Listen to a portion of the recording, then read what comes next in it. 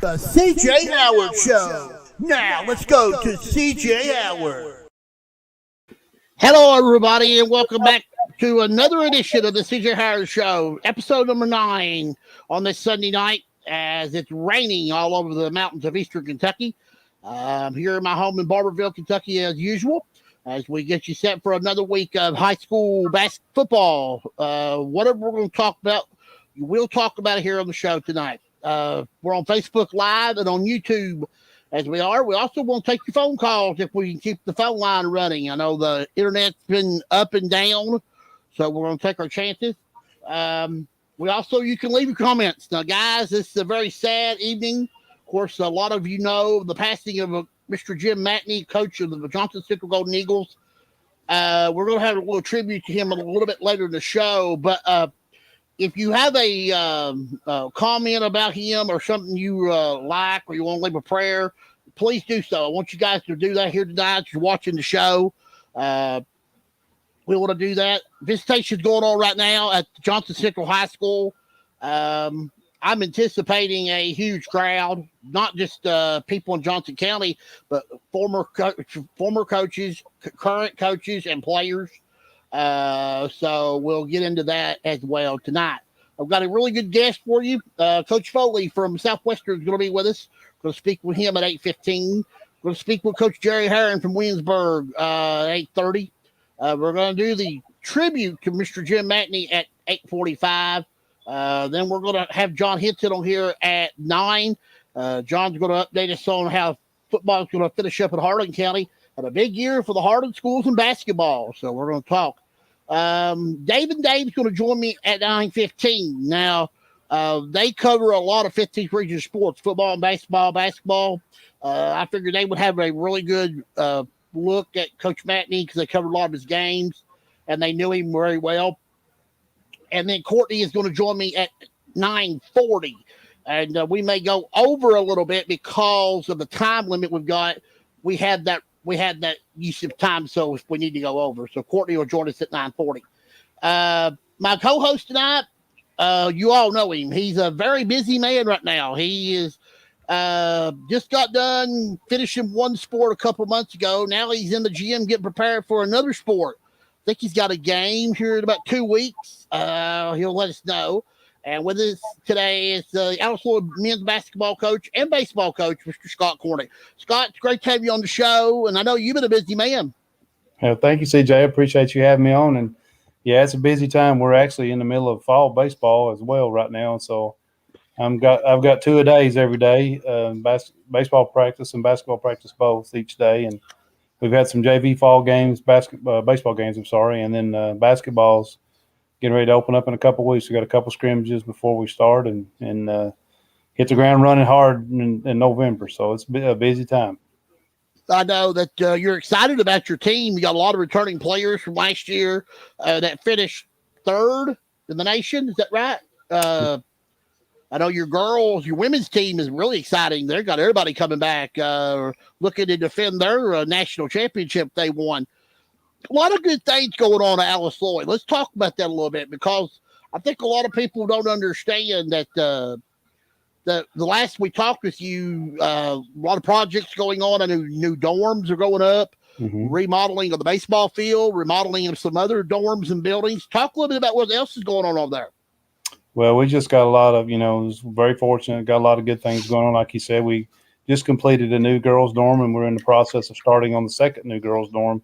We should be through in a year and a half range. The baseball field is about halfway complete. New lights, new dugouts, brand new turf field being done by the Motts Group out of Cincinnati, and it's going to be phenomenal. It's really, really nice. It looked like somebody dropped the bomb up there a few weeks ago. It's kind of heartbreaking to go up to the field and see it, but it's starting to come back together. It looks really nice, and in about a month or so from now, I should really start to see what it looks like. So we're pretty excited about that. We got a brand new gymnasium we just opened up a year and a half ago at Campus Center that we call it, and it's a phenomenal place. It's top of the line basketball facility with new weight rooms and just rooms and activities for the students to do, and it's a good time to be at Alsloyd for sure.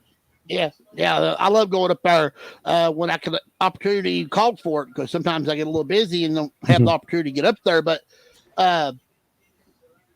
when you're coaching two sports and they overlap a lot, you've been real good at trying to keep them separated and them performing at a high level. Talk a little bit about that, because I know that has to be tiring for you. Well, it is. It's a lot of work, and I certainly never planned on getting into this kind of situation. But coaching one sport at any level, especially in college, is extremely difficult. But the only way I could do it was with the help I've got. I've got outstanding assistant coaches and help, and we do overlap quite a bit, at times. So, you just got to roll your sleeves up and go to work, and working's never been a problem for me. I don't care to work, so. And I enjoy both. Phone call. I'm Go sorry, ahead. Scott. We got a phone call. Go ahead, call. How you doing, CJ? Go ahead, Ryan. What's on your mind tonight? Not much. How you doing, Scott? Hello. Who's this? I couldn't hear who it was. Hey, how you doing? Okay, I know you got a lot of hats at Alsloyd, but I know sometimes you probably get tired and will need a rest. So, what do you like to do during your off time? What do I do in my off time? I've got two things I do. I chase after my son, who's playing minor league baseball now, and my grandson. So, and he's the T-ball and all those kind of things. So I'm still around a ball field or a gym or something. I've seen that on there. What they call that the place where they have a new field. It's going to look a little bit the new field at Alsloyd. Yeah, it's going to be really nice. We're so excited about it. It's going to be really, really special place. CJ, what do you think about the Eagles made a good showing on Friday night? Yeah, Ryan, I thought they did. I really did. I thought they played hard. It's like Coach Melton said, 5 big plays is the difference in the game. I thought they did. I thought the defense did a really great job. I mean, that running back for Middlesboro is a load to tackle. And, we're going to talk about their kicker a little bit later, because she done something that not only many females have ever done, period. But they're a good football team. I know why they're undefeated. But you know what? I think our boys growed up some Friday night, and I think that's going to help us for the game coming up on Thursday night against Dockett, because it's a do-or-die situation for us, Ryan. I mean, we got to win to get the playoffs. We don't win, we're done. And then we're just going to have to go for the final 3 games to find some way to keep them motivated. I'd say. Well, listen, thank you for taking my call. All right, Ryan, I know I owe you some hats and stuff. I'll make sure I get that to you. He already got off there, but I think he heard hat and coming. So I sent him some stuff before, but it didn't fit. So I promised him some new stuff. So I'm going to make sure I get it to him. So he would appreciate that very much. He likes you a lot. He says every time I get in the car, he wants to know what you're doing. And I said, Coach Cornett's a busy man. And he said, are we going to ever go back and watch another basketball game? I said, all I have to do is tell Coach Cornett we want to come. We'll be on the list. He said, okay. I'd love for him to come, but I had promised him. I sent him some stuff earlier, and then I just sent him the wrong sizes. So I want to try to get him the right sizes. So I told him I would, and I keep forgetting it. So he's probably gave up on me. Well, no, Ryan's a pretty patient guy. He understands sometimes things happen. You gotta let it develop. Yeah. But he mentioned Friday night.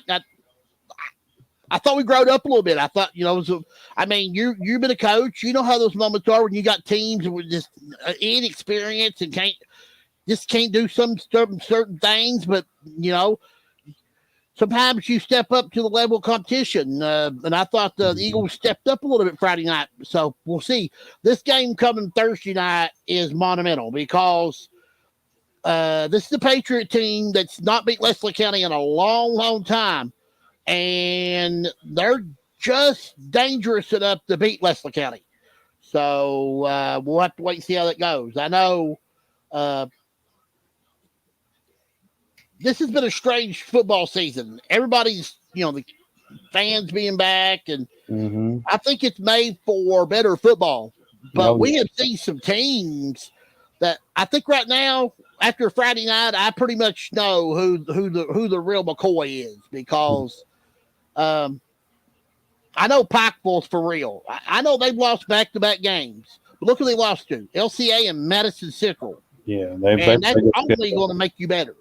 Yeah, they play a good schedule every year, and just got a good program. And sometimes you're talking about, like, Russ has got and Eddie's got a young team, so sometimes you just have to back up and just get back to the basics and fundamentals and say, okay, I'm just going to start building for the future, and sometimes you just have to do that, and then it's just part of coaching, and start trying to think about what can I be down the road, and that's usually a good thing to do when you're struggling and you're not now it's becoming about building the future and about building the program back up. So, and I know those guys, what kind of work they do and the job that they do, and I'm sure that's what they're already planning to do. Oh yeah, there's no question about it. Coach, one thing Coach Belton has been really focused on is he's got 9 seniors. He's got almost a lot of the kids coming back, but he's got to be able to find some way to get the offense going, because we got an inexperienced quarterback. And I'll tell you, White's done the best he could. For a kid who's never played quarterback, he's doing the best he can. And the other kids that are playing these other positions, they're playing the best they can. So, I mean, Thursday night's game is crucial. I mean, you don't win it, we're not in the playoffs. And I don't know how they're going to respond to that with 3 games left. I don't think I've ever seen a team not be out of the playoffs and you still have 3 games left. And how would you motivate them? How do you get them to be motivated? Especially from Leslie County, they're used to being there. Used to being in the playoffs, so it's not going to be easy to swallow for sure. And I'm sure Eddie and Russ will figure out a way to do that and do whatever they need to do. But hopefully they can be competitive and have a chance to do what they need to do. I mean, it ain't like you got to tell them. The boys know automatically that they've got to beat Knox County. And those kids know. Yeah, they know. Yeah, it's going to be it'll be senior night. It's going to be a big night for our 9 seniors. This has been a year, though, that this is a football team that we talked about early in the year with some other people that I bet if you grabbed our roster, you wouldn't know one kid on the roster. And that's not being mean. It's just these kids have not had the namesake that we've had in the past, like the Pearl Spurlocks and the Tim Couches and the Great Couches and the, kids that have played and really great athletes. Those kids are not on this roster, and nobody hardly knows some of these kids. When they come to watch us play, it's like, who's that White Ostrander? I don't know him. I don't know that. They don't know these kids. So I think it's just, trying to. And I think they've gotten better. I mean, they've had their good times and their bad, but right now they're without Dalton Baker. He got hurt in the home game and the Hazard game. He's been out last 2. Yeah, but I tell you what, Wyatt Hisley is a phenomenal athlete, Scott. He is. I thought he's a really nice baseball player. I mean, it's. Well, he's a good athlete, like you said. Yeah, I've seen some highlights, but I know what kind of baseball player he is, and he's a pretty good basketball player as well. So he's just a good all-around athlete. But I think baseball, from what I can tell, is his best sport. But I may be wrong, but that's just kind of my first take on it. Yeah, I would say that too. And you watch him play football, though, he's got phenomenal. I mean, when he's on the field, we're so much better offensively. Mm-hmm. Well, athletes are athletes, CJ. Athletes are just athletes. They. I don't care if you play in. I don't care what. I don't play mumbly pegs, as I always say, but it doesn't matter. They figure a way how to. The athletes figure a way how to compete and they just get things done just because they're athletes. Yeah. Well, it's a huge game Thursday night, and I want everybody to know that again, because if I keep saying Thursday, I am telling you correctly. We have moved our home finale for next week on Thursday night. Going to play Knox County Central on senior night. 7:30 kickoff there. I think we moved it because Knox County's on fall break. I believe why we did that. So I don't think neither coach really wanted to play Friday. I think they wanted to go ahead and get it over with. So the remaining 3 games Leslie County has after this Knox County game, they got to go to Morgan County, they got to go to Breathitt, and go to Harlan. Pretty much the next 2 weeks will tell them where they're going to be as far as the playoffs and what seed, because they beat North, they're in. Then they have to beat Morgan to make the Breathitt County game a home playoff game. So, and Breathitt County is one of those teams that they got a big win the other night over Morgan County. I thought Morgan would play a lot better, but they blistered them at home, and that might be what Coach Moore needed, a good big win with a lot of confidence so he can build off that for the next 3 or 4 games. Yeah, they have a lot of pride down there too, and just a lot of success and history. So they're competitive all the time. So they're trying to get them home field advantage for playoffs. It's been let's talk a little bit about last night, Scott. That was one of the best feelings that I've ever had about a Kentucky football team. Wasn't that exciting? That was something else. And Kentucky really was the better team. I'll be honest. Yeah, they didn't. You can just sit and watch. Sometimes you just watch things and you just know what's going to happen. Well, I had that feeling last night. I just felt like Kentucky's going to win this. They just look like they've got it together. They look like they're going to win this game, and they made some phenomenal defensive plays, especially last night, and just they did what they had to do to win. And that's what they're finding ways to win now. How many years and how many times have we saw Kentucky football find a way to lose a game like last night? They've won. I mean, I've sat and watched, been heartbroken so many times over that stuff, but last night is like this bunch is going to win. I mean, they're finding ways to win now. Same thing with South Carolina. They didn't play phenomenally well at South Carolina. Defensively, they did, but they still found the way. They made the plays that they needed to make and had to make to win the football game, and that's exactly what they did last night. So they're fun to watch. They're creating a lot of excitement. They was not as spectacular. Florida probably had bigger numbers, but Kentucky didn't beat themselves. They managed the game to win it. And I had talked many times on this show that special teams and defense was going to be the difference in this Kentucky team. Yeah. And special teams was that block kick is one of the biggest block kicks I've seen in quite a long time. And to run it back. I've been to the last night's the first home game I haven't been to, and I've been to the other ones. And the first couple games, I was like, this offense is just. And now what everybody's done is they've taken away the deep pass so much, and they're forcing them to throw everything underneath a little bit. And they've struggled some.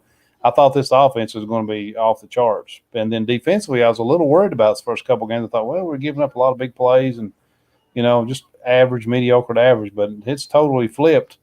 Now the offense has just been average to mediocre. And defensively, the last couple games have been phenomenal. We just really played super well on that side of the football. So they got a good program. Coach Stoops you have to give it to him. He's built a nice football program there for sure. But now there's another danger this week because you got LSU coming to town. Don't get any easier, yeah. They're good. Gave away a game last night to Auburn. Got to give Auburn credit, though. They hadn't won there in a long, long time at Baton Rouge. LSU, though, is not one of those teams that they don't run the ball a whole lot. They throw it. And you got a nice quarterback. Is really good against the run. So I'm afraid their passing game might come back to haunt us this game. Yeah, they got a nice quarterback and a really good wide receiver. They're two of the better ones in the country. So, but again, I just think it's their year. I think Kentucky football is really going to make a major step up this year. And I mean, you just imagine we're one win away from bowl eligibility. So how long has it been since you could say that? I mean, it's just now getting to be October. That's a big change for us. So. And if you want to really think about it, they're in the driver's seat, driver's seat, because even though if they win this week, they get 6-0. They got Georgia the following week. Georgia looks really good. Georgia, that's that's not going to hurt you because Georgia's really good. you By the still way, got the Florida Georgia game to come. Florida could upset Georgia if you can get in a tiebreaker situation some way, and maybe Georgia lose a game somewhere they're not supposed to lose. You're still an opportunity to get to the SEC championship. Well, I'm an eternal optimist, but I'm going to tell you something. If Georgia plays like they did yesterday, the rest of the year, everybody else is playing for second place. I agree. If they're just that good, they were that good yesterday. I thought Tennessee looked really good yesterday. Tennessee's really doing. They really got a good football program, got a good coach. I mean, you can tell. Josh Heupel was, I knew when they hired him, I thought that was a good hire. I thought he'd be pretty good, and he's proven to be exactly that. Yesterday was a rough day for top 25 teams. They didn't fare very well. A lot of upsets and Notre Dame. I thought Cincinnati had the most impressive win yesterday. Yeah, everybody said Oregon. I mean, Stanford beating Oregon, but I thought Cincinnati had the most impressive win. Well, yeah, I mean, I think so. They knocked off Notre Dame, so I agree. I mean, this year seems to be a little bit. I think with all the transfers, I think it's changed things. You know, people picking up these transfers out of the portals and stuff. It's changed the game, and I think it's going to do the same thing in basketball too. So coming up, so. A lot of these kids are going somewhere with their fifth year, and it's become another way to recruit. So I think you'll see some crazy things happening in basketball too. You know, I watched Rondale play last night, and he's one of those transfers that come out of the portal. Mm-hmm. I'm so glad that the portal dropped him right in Lexington. It worked in our favor that time, did it? I truly believe that he could be a top 30 pick in the NFL draft next year. I swear he can. Speed, quickness, he's got pretty decent size. He'd be a great return person for somebody. After watching some of the NFL games today that I saw, people need all kinds of return help because I didn't see much of anything today that was exciting. He makes people miss, and Jeff Carroll said last night that they couldn't tackle him in a phone booth. So that's pretty good comments. He always comes up with about 3 or 4 really good ones. Pretty good one. Yeah, I thought that was a classic last night. He's a wild man. I love listening to him and Tom Leach because they were losing it on the kick when they blocked the kick and they run it back for touchdown. Mm-hmm. I don't think they went that crazy since he went crazy last year or 2 years ago when they beat Florida, actually in Florida. Yeah, Florida, yeah. Yes. Florida brings out the best of them. After all the near misses against Florida there, you just had to look and say that was such a great feeling last night. Yeah, I saw some of those myself there. A couple of years ago, we lost to Florida, and we had 2 touchdown lead in the fourth quarter, late in the fourth quarter, and got beat. So I was sitting right there, and that was not very comforting leaving there. It was. Was that the game when we didn't guard receivers? Mm-hmm. And this just goes back to how much the defense has grown because there was not that was your most embarrassing moment probably in the history of football. Yeah. So, that's one, like you said, offense sells tickets and defense wins championships. So, you get a little bit of both. You get the fannies in the stands and then win with your defense. So, yep. It takes defense. You got to have defense. You're going to win. Mm-hmm. And that's what's going to take this week to beat LSU. They're going to have to play some more good defense. But I think the offense is going to have to come this week because I think they're going to come around. I really like Levis. I think he's struggled a little bit because they've taken away that that passing game away from him. But I think he can really throw the football. He's got a really nice arm. He holds on to the ball for me a little bit too much. He doesn't get rid of it when he needs to sometimes. And I think his short passing game, he maybe a little bit too hard. Maybe he's working on his touch a little bit, but I think he's got an NFL arm. He's got a cannon. He can throw the thing down the field for sure. So I think all that'll work out eventually, and then he's going to be a really top line quarterback before it's all said and done. It maybe it's this year, but it might be next year. I'm not sure, but I think it's all there. He has the package. Coach Foley was supposed to have joined us tonight, might have got busy. So if he did, I'll try to get back with him. He'll join us next week. I know it's hard to get up with coaches sometimes when they time frame. We're supposed to hear from Coach Heron at 8:30. When I send these invitations out, sometimes they'll answer me back. I hadn't heard from Coach Foley today. I did hear from Coach Heron, but when things happen at the last moment, if we don't hear from Coach Heron, we may do the Coach Matney tribute just a little early, so we can have when John comes on at 9:00. So we're looking for Jerry to come on at 8:30. I know you're a couple of weeks. Well, you're about 3 or 4 weeks away from the start of your regular season. Tell everybody some of the teams that you're going to be playing that we know, and the home schedule for Alice Lloyd, so we can maybe check you out. Okay. Well, we open up on November 6th, which is a Saturday, but our schedule is really strong. We're actually playing Moorhead, Eastern, and Northern Kentucky. So I've got a veteran ball club, and I feel like a really nice ball club. So we're going to play a good, strong schedule. We play some of the typical people that our conference is really strong with West Virginia Tech and Rio Grande and just the IU Kokomos and IU Southeast and all them, Midway. We play Asbury. We play Berea this year. So got a really, really good schedule, really strong schedule. But I think I got the kids that can live up to that. So we're excited about it. Practice has been I said my first year when I took the basketball team over, I said, if we got to learn how to work and work into a system and get used to the way I want to do things, I guess, and all those kind of things. And if they'll buy in, and we'll see what happens. And I saw that, and then after the season's over, I said, okay, let's see if we can really improve during the summer individually. You guys, I challenge them to try to improve individually, and then if you do, we can come back and we continue on what we're doing. Maybe you'll be even stronger next year, which I saw that happen last year. So I put out the same challenge again this summer, and I could not believe how much better we've got.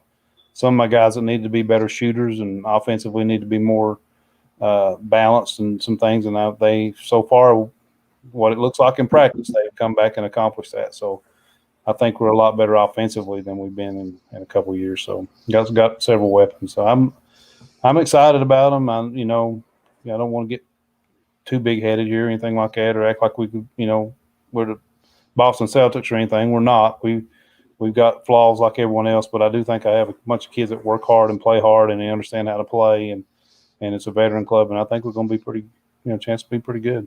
So you're playing Moorhead, Eastern, and who's the other one? Northern Kentucky. So you're going to 3 arenas that are going to be rowdy. I mean, because the atmosphere at all 3 of those are really good. So you're going to love that. Your kids are going to love that. Oh, they can't wait. They can't wait. We want to play. I want to challenge them. Play some top level competition, and play in some of these places. So when it comes time for us to hopefully make a run at the national tournament and go to the national tournament, we've been in that environment before. It's not going to overwhelm us. So that's what I'm doing it for, and I think my kids can. I think my kids will rise up to the occasion. I think it's good for them. Get my other cup of water. Yeah. My great wife is right here in front of me. I'm looking at her. She's smiling, looking pretty. Boy, just wave. She stays busy all the time. She's just a dandy. But I can't wait. I would love to watch the East. When's the Eastern game? This is actually on the 31st. It's on New Year's Eve, 1 o'clock. Wow. 1 o'clock. Yeah, 1 o'clock, New Year's Eve. You have to get me some tickets for that one. I'd go check that out. Anytime. I get you whatever you want. Anytime you want to come. So I had Moorhead's coach on the show last year towards the end. I enjoyed my comments with him. He's a very mellow guy. He's a great guy. He played here for us at Alice Lloyd. He's a graduate of our school, and he pretty much plays me every year. So real close. He's a class act. He's just a wonderful young man, and Coach Hamilton at Eastern also. So we became very good friends, and have Tim Short. I know you know who Tim Short is. Tim's got a good connection with him and helps us work out that game. So help sponsor it a little bit. So And and Coach Darren Horn is at Northern now. You remember Darren Horn? You remember that? Darren. Mm-hmm. So he does a great job. So we're going to have 3 high level, mid-major type schools that we're going to be playing, and they've all 3 supposedly going to have. Of course, you know what kind of run Moorhead had last year. So they're all 3 going to be really, really good, and it's going to be a stiff test for my kids. And we'll have our hands full. But again, I'm thinking bigger picture in the long run for later on, and I want them to experience that environment and say, hey, if you can play these guys, on the NAIA level, we're going to be. I don't think you're going to run across anybody any stronger than those guys. So hopefully we can be competitive and make a good showing and build for the future. Maybe they'll be ready come March. That's my plan. I've always said if you build your schedule up, it makes you better. I don't care how maybe you win or lose in the regular season. You're getting prepared for the tournament, and that's why you play 30-some games. That's why you get ready for that. That's why I always commend people like the Estill counties, the John Bentleys, and them that play the tough boy, but they know why they're playing them because they want to get better. Now, John Bentley's no longer at Estill County. He's at Montgomery County. Great. And him and Robert Paul Amos are working together now. And those are, Robert Paul's a well-known coach. We coached at Pike Central last year. So I think together they can make some noise over there at Montgomery County. Oh, yeah, it's a good coaching staff. And, they do a good job. And you're right. I think you have to challenge, especially if you've got the kids that, that you think can compete a little bit. I think you have to continually challenge them. You don't want to overwhelm them. You don't want to throw them under the bus and, get stomped on all the time. But I do think it's good to throw in some games there with some competition that really pushes them and really shows them what they got to, work for and what it's going to take things to the next level. And that's what we're trying to do.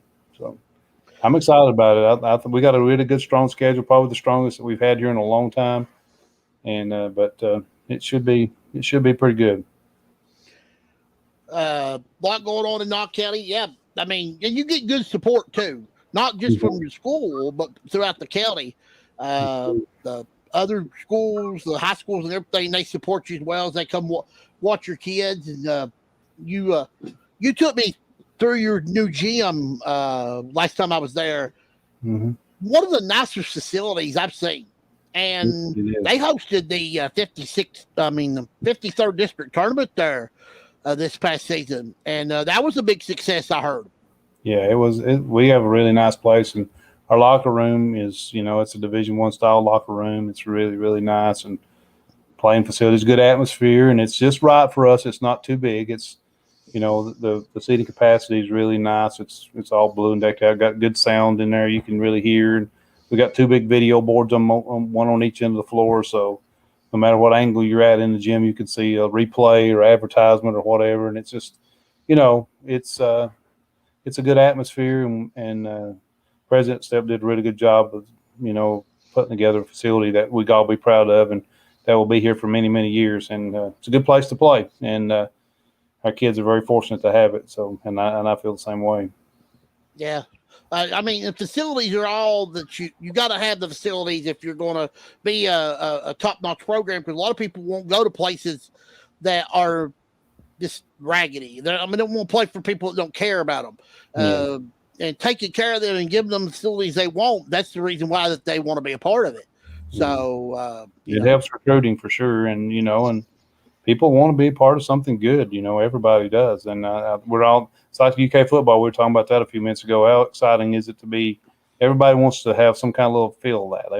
They want to touch it. So yeah, we're creating that environment here, with everybody wants to have a little hand in what's going on with our basketball program, or all of our sports programs have been a huge year for last year for all of us. So baseball team's the same way. Everybody, when you have success, people want to be a part of that. They want to feel like they have some ownership in that, and that's good. That's that's what we all want.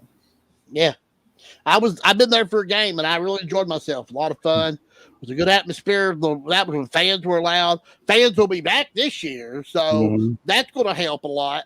I would anticipate probably the early part of the year we'll probably have to wear a face mask, but that'll be the only thing probably in the gym you'll have to wear. Everything else, I think it'll work itself out. We seem to be seeing a decline in numbers. I was told you guys before we come on the air tonight that in the last 2 weeks we've only had 7 cancellations due to COVID. We had been averaging about 15 games for COVID. So I think the numbers are starting to climb down, and that might be a good thing. I sure hope so. I mean, this has been, my goodness, we've been dealing with this for almost 2 years now, and it's just been hard on everybody. And you're right. We, being able to have a full capacity, just like look what a difference it is for like going to a UK football game. People are back tailgating and going to the games and just getting back to normal a little bit. And, I anticipate our gyms to be full and the high school basketball gyms will be full this year and all those kind of things. I mean, it's just, it could be exciting and fun for all of us. And, I can't wait, and I know our kids can't wait, but it's hopefully this stuff will go away pretty soon. I know that, like I said, I have saw the numbers starting to decline a little bit, and man, it's just so unfortunate that we've had to deal with this, but it's just life, and we got to make the best of it and be smart and do the best we can with it. Yeah, I agree with you 100%. Well, apparently Coach Heron got busy, so we're going to go ahead and do Coach Matney's tribute right now. Of course, Tuesday, I think everybody are aware that legendary head coach Johnson Central, Jim Matney, passed away. He's a great man. Just not a great man, he was a great friend. WYMTV's Camille Gear wrote a really great saying, Coach Jim Matney was just not a great person or coach, but he was her friend. And she couldn't believe he's gone. And there was no words to describe how much we're going to miss him and how much he's going to be missed. I would have loved to have went tonight because I would have liked to have seen the amount of people there. I'm anticipating a lot of people to be there tonight if they can get there. Visitation was from 6 to 9. It's going on right now, but I expect visitation will run over because there were so many. I think there'll be so many people there.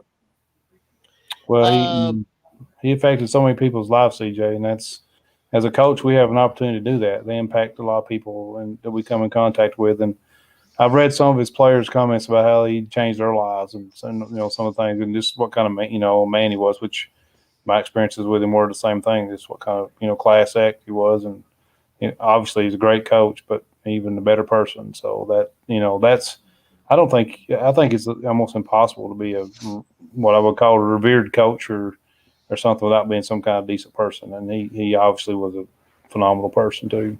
Well, he's coached since 1984, 84 to 2000, and he was at Sheldon Clark from 1984 to 2004. From 2004 to the passing, he was at Johnson Central. He had over 300 wins. He's only one of 12 coaches that win 300 games. I remember when he coached at Sheldon Clark, up-and-coming coach, and I said, well, that guy right there is going to be a outstanding coach someday. And he kept getting better and better. And then when he left to go to Johnson Central, I just saw something in him that he started getting the level of play. No football team, I don't think, has ever made 5 consecutive championship games. Johnson Central did that under Coach Matney. And they won 2 state championships. Probably the most impressive championship of the 2 was the winner of Boyle County in 2019 when they beat them 21-20. I think a lot of people remember that was a lot of people disrespected Johnson Central that year, said they didn't need to be there. And Boyle County had been number 1 all year long, and they went up there and beat them that year at Kroger Field, and that was his 2nd state title for Coach Matney. Coach Matney does have a great staff that he has behind him. So last Friday night, they also named the field after him. I thought that was class act. So now it's now known as Jim Matney Field. Also, I thought they played pretty good the other night, considering the circumstances. They had everything all him on the mind, the heart and the hurt. And they still went out there and pitched a shutout over Clay County 42-0. So that's, it's so hard for those kids to overcome that. I remember the same kind of thing happened to Coach Crow at Estill County in baseball earlier this year when he unfortunately lost his life in the accident, the lightning accident and stuff. And just imagine those kids and the rest of the community, what they're going through and trying to pick up the pieces and just be competitive. And I thought they did a phenomenal job and take them all the way to the regional finals, of course. And so, Johnson Central is going through the same thing. Those kids their emotions are going crazy and the community is going crazy. And you realize sometimes there's a lot more things bigger than, just a sport that we're playing or whatever. So, obviously, his family, his wife and his kids, what they're going through and all of his family, just heartbreaking just to imagine it. So, all of our prayers and thoughts for sure from everybody here. Definitely for him and his family and stuff. So, but it's tough. I think the one thing people forget too, that Jim Matney was not just great in football. He was a great wrestling coach. Right. He was a phenomenal wrestling coach. Yeah. He won 12 regional championships in wrestling. Yeah. Several state, wrestling champs. Yes. Yeah, champs. He's had individuals win state championships. I think you ask him, and I asked him once when I had talked to him on the phone a long time ago. I said, Coach, which one do you like? He goes, I really love football, but my passion's wrestling. And I think he had a passion for both, but wrestling really got him to get out more because, you're putting your opponent on the mat and you're getting that pin. So, if you've never been part of a match or seen one in the catch and stuff, you need to go watch one because it's worth your admission. I know Dan started wrestling this year at Hazard this past season, and they really did good for a first-year school. But Coach Matney was really good at wrestling. I mean, one of the best coaches ever. He's great at it. That's really before he became known for football, he was already a well-known, respected wrestling coach. So, And I'll tell you, if you ever did wrestling is one of the best conditionings. We've done some wrestling here before with my baseball team. I've done it for conditioning. Just, obviously not the same kind of wrestling, of course. They're not wrestling for pin anybody or try to hurt anybody or anything like that, but just for conditioning. And my guys are just exhausted when it's over, just laying on the ground, just. So you have to be in tremendous shape to be a great wrestler. And so, I know a lot of high schools do wrestling during the off season. They don't have a program; they just do it just to get their conditioning, kids physical and conditioning. So stronger, make you just learn to use your body, and it just does a lot for you. So that and swimming, TJ, swimming is another thing. That's those two things. If you can do those, your conditioning will improve dramatically. So. You guys got a really nice pool too there at House Lloyd? Well, we did. We don't. That was one of the things that went when we built this new facility. So I do miss that because I loved taking our guys in there for conditioning. So they didn't like me too much when we went in there, but I had a lot of fun out of it. So, but his conditioning Dan was part of that when he was here. I mean, he loved it. He's given me those stories before. He said, that pool. Oh, yeah. Lord, I I'm hated sure that he'd pool. tell you how much he loved it and how bad he talked about me when he come out. But he loved that meal money. He had that handout for that meal money. I mean, he's going to, he's got to do better than that. I should nickname him Meals. Well, I shouldn't nickname him. Old money bags or something. He's awful. He's a stud. Yeah, he's a dandy. At this time, I put together a little video. It's pictures from Facebook, Twitter, just pictures I saw that I took. I'm not taking credit for them. Other people took these pictures. It's part of a little song that I put with it. So I hope you enjoy the video. This is our tribute to Coach Jim Matney.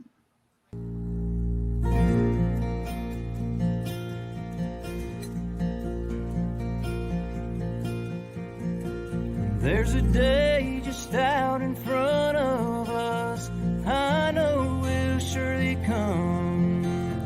That eastern sky will open wide, revealing God's dear Son. And I know from here to heaven is but a twinkle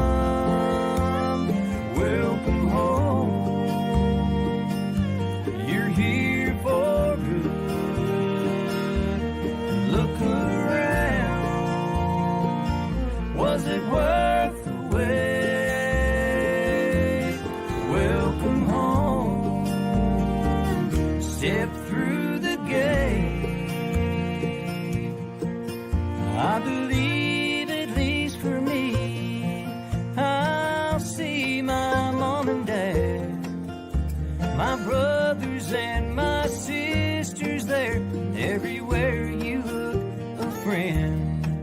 All the greetings will be precious from those they've loved so dear, but no mortal man has ever heard the likes of when he hears, welcome home, I knew you'd come, welcome home,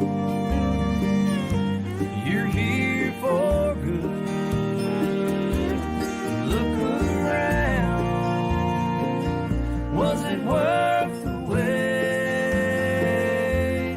welcome home, step through the gate, I believe he's coming soon, maybe night or noon, maybe night in the twinkling of an eye, we'll be caught up in the sky, welcome home, I knew you'd come, welcome home, you're here for good, look around, was it worth the wait, welcome home, step through the gate, welcome home, I knew you'd come, welcome home, you're here for good, oh, and look around, was it worth the wait, welcome home, step through the gate.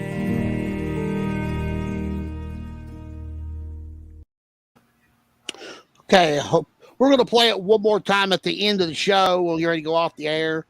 So, hope you guys enjoyed that. It's a wonderful I enjoyed tribute to a putting wonderful together- man. That's Do a what? I'm wonderful sorry? I said that's a wonderful tribute to a wonderful man. That's classy done. Yep, he deserved it. He deserves everything that he gets. He's such a great guy and legendary coach, and he'll be missed. Johnson Central he'll be missed there for a long, long time. I mean, they got to continue on, and but they've got a good staff. They got a good school that can help those kids get through it. So, but we will never forget him. We was talking the other day, me and somebody. This is probably the one since Bobby Keith passed away, and we ain't lost such a legendary coach of this caliber. Yeah, you're right. It's been a long time. Like I said, we've lost some coaches, but one of this magnitude, as far as success he's had in his longevity of his career, it's been a while. So he's definitely a Hall of Fame coach, and he deserves all the accolades he could get. So we'll play that video one more time at the end of the show, and if you guys didn't see it, I know Mark Crawford said that he thought that was an awesome tribute. I would do anything for Coach Matney because I had talked to Coach Matney before he got sick. Week 1, I spoke to him. I said, Coach, I got to get you on my show. You're what I need. And he goes, CJ, I'll do anything I can to help you. Mm-hmm. You give me a week or two, and I'll do what I will do it for you. And now I don't get that opportunity, so I'm going to miss it. I'm going to miss him because we talked several times, and he was just a great person and great conversation, and he's a good man. He'll be missed. Yeah, he was. He's a very intelligent, person too. So obviously he's a great leader of men. So to be able to accomplish what he's accomplished. So again, he deserves everything he could get. Let's see. We can move on to something else. See if we get John. Hopefully, we'll get John here at 9. I know these coaches sometimes get caught off guard when I'm sitting. If I don't hear from them, I worry a little bit. But then most of the time, I try to hear from them. If I don't get them one week, we can always get them back on the next show. It's good to have you with me because I my appreciate co-host really sets my tone for me because it helps me keeps me from having to blabber all the time because I'm a blabberer. You know, sometimes I get off rolling and start talking and when I forget what I'm talking about. Well, that's bad. We got 2 blabberers in. What are we going to do with that? But I'm the worst of it. Yeah. I don't know if you saw the field for the WYMT Mountain Basketball Classic. They announced it a couple weeks ago. I've not saw that. I've not saw it yet. Actually, let's go over that real quick so that you might want to check because it's in your backyard. Oh yeah, and I enjoy the YMT. Always have. Well, you're going to enjoy it more because the Lady Eagles are going to be a part of it. Are they? Yes. The girls' teams that will be in the 35th annual WYMT Mountain Basketball Classic will be the the Belfry Lady Pirates, the Bell County Lady Cats, the Knott County Central Lady Patriots, the Leslie County Lady Eagles, the North Laurel Lady Jaguars, the defending champions, and the Shelby Valley Lady Wildcats. Now, that's a tough 6 teams right there. That's a good field. Yes. Good field. Wait till you hear the boys. Okay. The boys' team, you got Breathitt County. They're going to be John loaded. Noble loaded. John Noble might have the best team he's ever coached. I know he's coaching one of the best prospects that he's ever had. And the Christian Collins kid, he is unbelievable. I know you've seen him play. He played at Buckhorn. He played at Breathitt, went to Buckhorn. Now he's back at Breathitt. But he's improved his game so much. And his leadership has improved a ton too, Scott. And he's only a junior. Breathitt County, Harlan Independent, Johnson Central, the Golden Eagles are in it. Knox, KLNX, the defending champions, won it back-to-back. Knott County Central, Paintsville, Prairie Central, and Shelby Valley. The only team that had both the boys and the girls in the tournament were Knott County Central and Shelby Valley. Everybody else had single teams, either girl or boy. Well, I know the boys. And that, of course, Prairie Central is going to be loaded as well. They've got a lot of kids, and Coach BB King over here at Knott Central, he does a great job. So they're going to be a little young. They lost a couple of guys, but now they're still going to be a handful. Somebody's going to have to play to beat them for sure.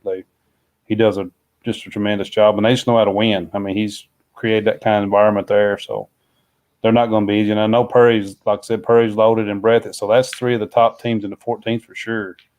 And then Harlan's got some nice kids, and Knox. The Cal kid is one of the best players I've ever seen. He's really good. And then Knox is, again, they're defending. Turner, he's back.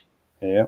So and they picked up the kid that's playing quarterback for him right now in football is a really great basketball player. Yeah. And Paintsville's loaded too. Paintsville's loaded as well. So that's going to be a good field. That's going to be an exciting tournament to watch. Yeah. You talk about BB. Back right before the season ended, we lost Miss King. I think it was April, May. I can't remember. That was a devastating loss to the community. I mean, to our communities around here, especially for BB because they were so tight. And for what he's went through, how is he doing? I really love to keep up with him because I know her not being around no more. Probably hitting him pretty hard right about now. It did. It hit BB, and it hit the whole community over here in Knott County. She's just so well thought of and just so respected, and just what she done for children in this area is just really, really off the chart. Just what kind of person she was. And then Coach King has been he's been recovering from his health issues, and I tell you what, he might be the toughest hombre that you can. I mean, I imagine what he went through, and just and how hard it is for him to eat a normal meal compared to the rest of us and stuff. So he has to eat a lot of those small meals and stuff, but he's real thin, and compared to what he used to be. Because I played basketball with BB in college. We were teammates in college and have been friends for many, many years. And he was always a big, strong guy, big, strong man. And now he's, with his health issues, with his cancer and stuff, he's just so so thin. But I'll tell you what, you won't find anybody tougher, and he's tough as they come, and he's done a great job over here, and everybody's going to miss Miss King, like you talked about. She's hard to beat. So, yeah, I wish him all the best. I miss her smile. When you would go to a sporting event, hospitality room there at Knox County, they had one of the best hospitality rooms in the world. At Knox and County. she ran it too. She was in charge of it.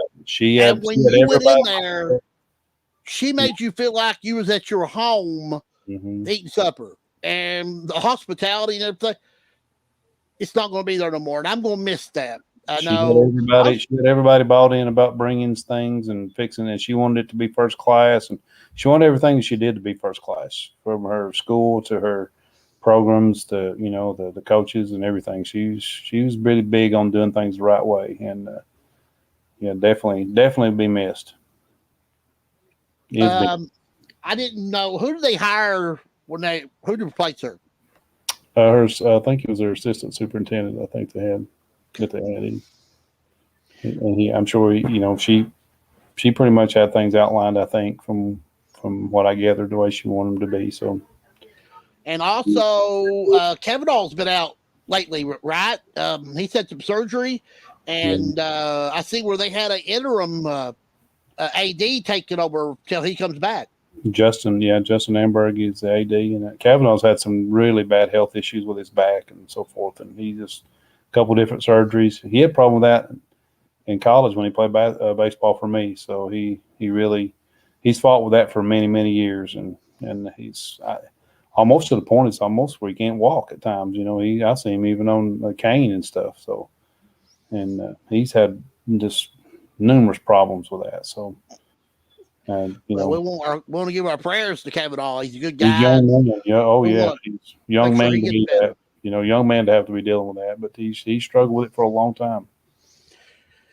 With COVID going on right now, I think we take for granted our other health problems that we have, Scott, because sometimes we forget about them because we're so worried about not trying to catch COVID, and we don't take care of the problems that are in front of us. How important is it to take care of the stuff that you can take care of and not worry about what's not going to happen at that time?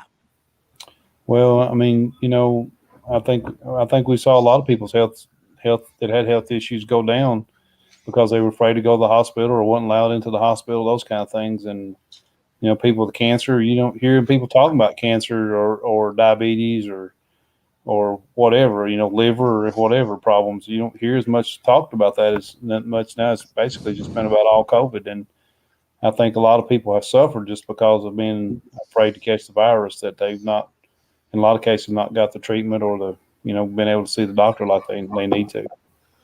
Well, we need to make sure if you are physically ill and you're not COVID related, go take care of those problems because you need to see your local doctor and everything. It would help keep everybody. We want everybody to stay with us. We don't want to lose nobody else. So we got to be able to take care of each other. Joining us right now is Mr. John Henson from over in the Harlan County. Of course, you all know John. He teaches at Harlan County High School. He writes for the Harlan County paper there, keeps up with everything. But he's also a guru of the 13th region. If I need to know something there, if Les is not around, I go pick John's brain because I know he's going to know about it. John, how you doing? Doing good, CJ. Hi, John. How are you? Hey, Scott. You doing okay? Pretty good, yeah. Good to see you. Yeah, it's good to see you. You're looking good. You look like you're healthy there. I ain't heard much from you. What's been going on over there?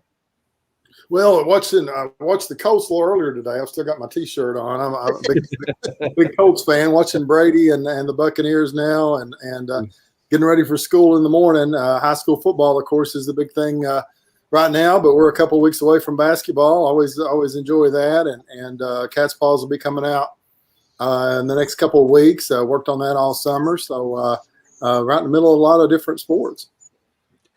Let's talk a little football at Harlan County. I know it's been a up and down year for both teams. New coach at Harlan County, Coach Amos. Harlan had some kids come back.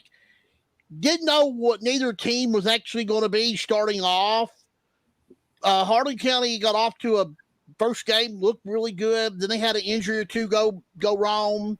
Then they got on the bad end of some beatings, and then I think that took some confidence away. Let's talk about Harlan County first. What's your thoughts on Coach Amos in his first year? I think he's done a decent job considering what he's had to work with. Well, yeah, great guy, and had a real good resume over in Georgia before he came back over to Harlan County. I watched him play back in the 70s. He was a star linebacker for Everett's when I was in grade school.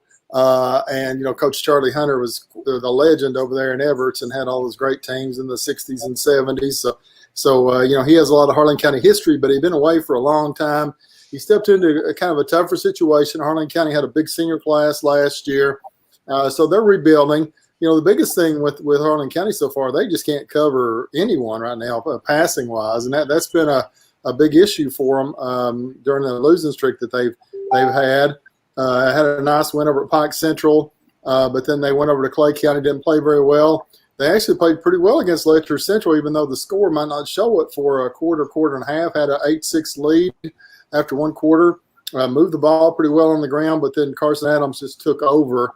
And they just could not bring him down. He completed some passes, and he hurt them even more with his feet, I think, running the ball. Harlan County's had trouble, especially on the defensive side to this point. John, you brought up some Everett's names there. That brings back a lot of old times there. Oh yeah, I'm from Aegis, Kentucky originally, where a guy named Billy Hicks is from. Right, literally down the street from where Billy Hicks grew up. His family's from. He's definitely a legend, but had a lot of good times at Everett's over the years before the merger. Just talking about Scott Russell and that team that in the early 90s when Scott broke the rushing record, and they're about to do something for Brady here after breaking the passing record, and I was just remembering what that was like that night. It was pretty special. Yeah, he was phenomenal, wasn't he? Oh yeah, he was a lot of fun to watch. I used to love to see him get backed up to the on the punt or something. They'd get backed up to their 5 or inside the 10. If that's just another 10 more yards for Scott to run. What's he doing now? What's he doing now? Go 90 yards. Scott's over in Corbin, I think now as a assistant coach. He had a real good run at Knox Central as a head football coach there. But last time I talked to him, he was working over in Corbin. Is he? Yeah.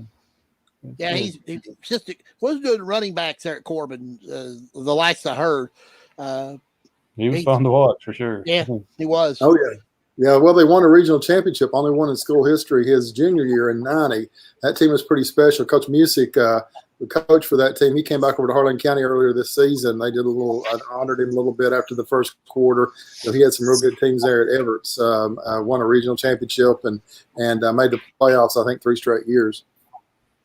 Is that Bill Music? Is that Bill Music? Yes. John? Bill Music, Coach of Johnson Central, right? After he left Everett's, he went to Johnson Central. I think he's back over near Ashland now. That's where he's from. But he had a great run at Everett's. Had been at Kaywood before that as an assistant coach, and went over to Everett's, and it's kind of a perfect storm there with Scotty Russell and Brad Kirby and a lot of guys coming in at the same time that were pretty talented, and he was a great coach and just worked out real well for him. Well, now, am I correct? They've got one game left, and if they don't win it, then they'll get in the playoffs, and that will be against Perry Central.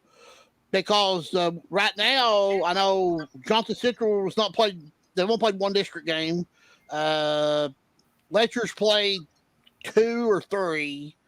But the way it's looking right now, it's going to come down between you guys and Perry Central for the final playoff spot, probably. Well, it could. They still also have to play. They're open this week. They still have to play Johnson Central. Of course, that's going to be really tough.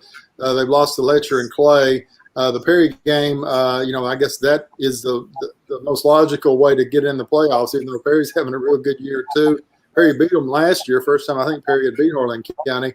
It's a pretty good district this year. Harlan County's never missed the playoffs before, so it would be a first if they didn't make it. But they are rebuilding. I think Coach McCree said they were starting 7 sophomores on defense the other day when they lost to Letcher. So a young team, some talent with some of those young guys, some good young linemen too. But right now they've struggled, especially on the defensive side.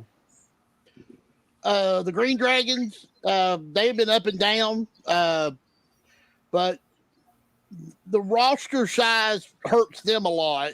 And as they get ready for district play, I believe they play Link Camp this week. That's a good opportunity to better their playoff seeding. Well, actually, they play Williamsburg this week at home. Williamsburg's won the last. That's a tough one. Williamsburg had a rough Friday night against Sayre, but well, Harlan did. Harlan played Sayre a couple of weeks ago and had a rough night too. Sayre is very good. Pennington, the quarterback, headed from Marshall, and his dad, obviously an NFL quarterback. So that's a tough matchup for both Harlan and Williamsburg. But Williamsburg's won the last 5 district championships over here. Really strong team. Quarterback last year had a monster season. He's back as a junior. That's a tough draw for Harlan. But now Williamsburg's not played quite as well as I thought they would.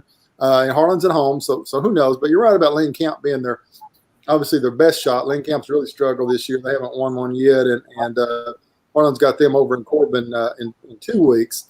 And then what it probably will come down to, if all the games fall as we might expect at this point, if you look at the ratings, Harlan and Pineville playing for a second and a home playoff game the last week of district play in 2 weeks from now. You keep up with both teams, and I don't know how you do it. I call you the guru because you can do it so well. Has either team, I know they've improved, but is there improvement where they need to be, or how's it going to be in the future? Because everybody looks towards the future of what kind of kids you're going to have. So what are we looking for in football from Harlan County in the future? Well, I was talking about Harlan County there a little bit earlier. Like I said, a sophomore-dominated team. 2 of their best players, Jonas Swanner is a sophomore. Thomas Jordan's a sophomore, both big play kids. You've got Shoemaker and Casson, both sophomore linemen, about 280, 290 pounds. So you've got a pretty good core there of some guys that are going to be around a while that I think are pretty competitive. Harlan still has some guys coming back too. They lose Cade Middleton, their quarterback, and probably their best overall player. But Jaden Ward's a junior running back who leads them in rushing this year. Dylan Middleton, a junior halfback, linebacker type. Those 2, I think, will be leaders for them next season. Some pretty good young players. Darius Acal is a freshman, repeated his freshman year. That's Derek Acal's nephew, the Harlan basketball coach. He's a playmaker. He's going to be around a while. You could see him maybe even at quarterback in a couple of years. So you got some playmakers there on both sides that I think better days are ahead for both of them. It has been a little bit of a struggle, especially for Harlan County to this point, but I think there's a lot of potential there for both of them. John, did you say they're struggling just covering somebody in the passing game for the most part? Harlan County definitely is. Harlan didn't cover Sayre very well the other day, but I'm sure not very many people have with Pennington. From what I'm hearing, that's correct. So. Yeah, he's going to Marshall, so he's pretty good. So I don't know if that's as much on Harlan as it is just the talent of Sayre. They've really put together some players there since Coach Pennington got over there. But Harlan County's just struggled mightily with stopping the pass. They always have. They were so good in those Larky early years that they didn't let people pass very much because their line was so good. They were on top of it before you knew before you could get anything off. And they don't have that kind of pass rush right now. And the game has evolved, and I'm not a big fan of it, to be honest with you. I like the 3 yards in a cloud of dust, which is what I grew up with. But that's the game as it is, and Harlan County's had a little trouble making that adjustment. Hopefully they'll progress as the year goes on and the years go on. But right now, that's been the biggest problem. A lot of quarterbacks have had some big nights against them so far this season. Let's just transition to basketball a little bit. I know you said you've been working on the Cat's Paws thing. It's going to come out in a couple of weeks. We saw the field for the YMT come out. Saw Harlan get another invite. I was surprised Harlan County didn't get an invite because I really thought with the Players Aid returning, I thought they would get in. And, I know they took Harlan and Knox Central out of the 13th. But usually you'll get 3 teams in the YMT from 3 in the YMT. So Harlan has to be excited. What was Harlan County thinking about not getting into YMT? Well, I've not heard anything said about that. Harlan County only has one senior this year as far as varsity kids anyway. Jackson Huff, who's great shooter, but Harlan County's better days, I'm sure, are down the line a little bit. Trent Noah is one of the top sophomores in the state, maybe the top sophomore in the state. I've seen some rankings that had him second, and he started since he was in 8th grade. He played in a regional championship game against Knox Central 2 years ago as the starting point guard. So Harlan County, I'm sure, will be back in the YMT next couple of years. Had a good run last year. They made it to the finals. I think that's the 3rd time they've lost in the finals. So they've had some good runs in the YMT, but never have won it. Harlan's a senior team this year. This is not surprising. I think that they come back this year. They were in it 2 years ago when all those guys were sophomores. That might have been a little much for them, but it was a good experience. But Jordan DeCal is one of the top 3 or 4 players in the 13th region. He's a senior. Jaden Gist, I would argue, is a top 10 player in the 13th region now, also a senior forward. A couple other guys, Will Austin and Caleb McClendon, were going to be seniors this year, but they took advantage of the rule that changed this year where they can, due to COVID, you can repeat. So they'll be juniors, but you still got 5 returning starters for Harlan. So I think you can make a case that they deserve to be there as much as anyone other than Knox Central, who's won the region in the last 3 years. And I'm sure North Laurel would have been in the YMT if they'd wanted to be there. They obviously have Reed Shepard, one of the best players in the state, in the nation, and Ryan Davidson, and just a great core of players back from last year's runner-up team in the 13th region. And several of those guys are juniors, but they have a lot of possibilities, I'm sure, as far as where they can play during the season. And I guess they didn't have room on the schedule to get to the YMT, or I would think they would have been the other team. Along with Knox Central and Harlan. But not a big deal, I don't think, for Harlan County this year. They've been in it a number of times, and I would expect they'll be back in it next year or the year after. Yeah, it's a good field, though, but we'll miss them because I'm used to being them in it. Got one question for you, John, then we're going to let you go. My good buddy Nolan wants to know if you're going to travel with the team when they go to play at the Hoosier Gym in February. I saw Nolan sent me a note, and Nolan just the greatest sports fan in Eastern Kentucky in my book. He's been so supportive of me, through the years, 30 years or more of doing this. But no, probably not. I don't get to make the long trips unless maybe it's a state tournament or something like that. I've got a lot of things to, I've got a real job nowadays teaching English at County, which is, I tell people I've not had a grown-up job and don't never basically. I was a newspaper person for all those years, and that was just a different kind of thing to be involved in. So I'm not going to get to go there. They're playing at Hilton Head too. The Bears are, and I'm not going to make that trip. Now I'll see them play, 15 or 20 times during the regular season, and they have a Christmas tournament at Harlan County this year with teams from 7 different states coming in. That's going to be a lot of fun. But I won't be making. I don't think I'll make the trip to Indiana, even though I'd like to see the gym. Just don't think I'll be able to work it out this year. Nolan sends me stuff all the time too, which I appreciate. Well, actually, Scott, Nolan sent you something too. No, did he today? Okay. Yeah, I got it right here in front of me. It says, Coach, on Saturday before your trip to Highland Heights, are you going to spend the night to go up and watch Cincinnati and Xavier play? To be honest, we actually played Brescia the day before, so I don't think we'll be able to.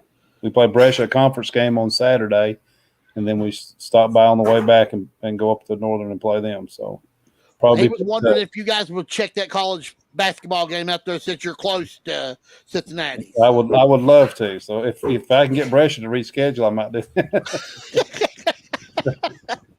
I don't think they will. Scott, you have anything else you want to ask John? No, it looks like he's going to have some exciting basketball, especially in the region to come up. He's going to have some exciting kids to cover and some good-looking basketball teams. So it's going to be a fun year for you in the region over there. Oh, yeah. Every year is the 13th region is the best region in this state. I mean, I don't care. I'll tell anybody that. Yeah, 13th region basketball beats everybody. And it's I'll tell everybody that. A lot of tradition there, a lot of tradition, and a lot of good programs and good coaches, and there's always a lot of good players too. So, yeah, you're gonna have a fun winter. Oh yeah, always do. Yeah. I know just in one district, you got three of the best teams in Harlan, Harlan County, and Bell County. And, Yeah, that's three of the top 7 teams in the boys region. The girls not quite as strong as it's been. There for a while we had Harlan County with Blair Green, Harlan with Jordan Brock. We were, those 2 teams were in the regional finals one year, just 5 miles apart. It's pretty amazing. But on the boys side, yeah, we do have 3 of the top, probably 7 teams in the 13th region. No, I agree 100%, John, and I can't wait. I'm gonna be watching it all season long. I'll bring you back in the mid-season. We'll get a report, and then we'll see how football ended. You stay busy. Mostly, I just want you to stay safe, and we'll talk to you down the road. All right, thanks, guys. Appreciate it. Thank you, John. Appreciate it. Thank you, John. John Henson from Harlan County. Busy man right there with teaching. Just teaching keeps him busy. He's in the classroom. I know he has to wear a mask. And you guys wear masks in the classroom at college, Scott? I was just wondering. Yes. I know they wear them in high school. Most of every high school. There's a couple that don't wear masks. So, but it will be a lot of fun, and we'll keep up with that, and we'll have John back on later in the year and see what's on his mind. I always like to have him on here because he always brings really interesting thoughts to the show, and especially he's one of the smartest men when it comes to basketball, because I love to pick his brain because he knows what's going on. So we'll he's a good guy. We're supposed to have Dave and Darryl. They do 50th Region Sports. They're going to be with us here in about, 1 or 2 minutes. If they'll join us, then we're going to be joined by Courtney, if her internet will stay okay with her. But Nolan, he wrote this right here. Scott, you can read it. It says, Coach, on Saturday before your trip to Highland Heights, if you spend the night in Cincinnati versus Xavier in the hometown rivalry game across the river. And then he wanted me to ask John, was he going to travel with the Harlan County when they go play at Hoosier Court? So, yeah, like I said, we worked out. We played Brescia in the conference game on Saturday, and we got them on Sunday. So I bit off a big handful there, but that's really the only time we could work it out to play. So won't have much of an opportunity to go watch anybody else, I don't think. Where's Brescia located? It's in Owensboro. Never heard of Brescia. I've heard Katie Moore mention that before, but I never did know where they were at. It's a conference game for us. Brescia's a little small school. It's right down the road from Kentucky Wesleyan. They're within 5 miles of each other. Same time. I was looking last night at some schedules in the NAIA, and I've noticed for the first time in a long, long time, Union is going to play the University of the Cumberlands in basketball. Mm-hmm. And they haven't played in a long time. So that's going to be very interesting to see when they match up later this season. So I think that's like in mid-November. Yeah. So we'll keep an eye on that game. With us is Darryl McCoy. He's part of a sports program. Darryl and Dave, they cover about everything in the 15th region. If it's baseball, football, basketball, checkers. I mean, if it's going on in the 15th region, they're going to know about it. If breaking news, they're going to know about it because I find out all my breaking news from them. And then, I thought this would be a great opportunity to bring them on the show for the first time. I know their program is very good. They also do live telecasts of football. I think they had a game today. They were in West Virginia. He'll tell us more about it. But Darryl, good to have you on the show. Thanks for having me, guys. Looking forward to it. And we go by D&D Sports Network, and we was over in Logan, West Virginia today to cover a school called Tug Valley and Logan. So I'm glad you guys are having me on. How you doing, Darryl? Good to see you. Pretty good. How you doing, Scott? I'm doing good. How you been doing? Good. Oh, good. I got some kids from over those 2 places, so.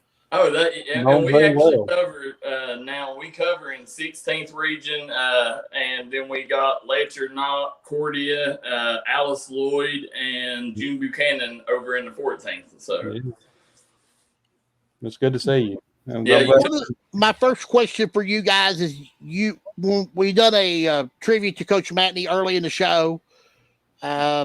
Legendary coach, friend, family man.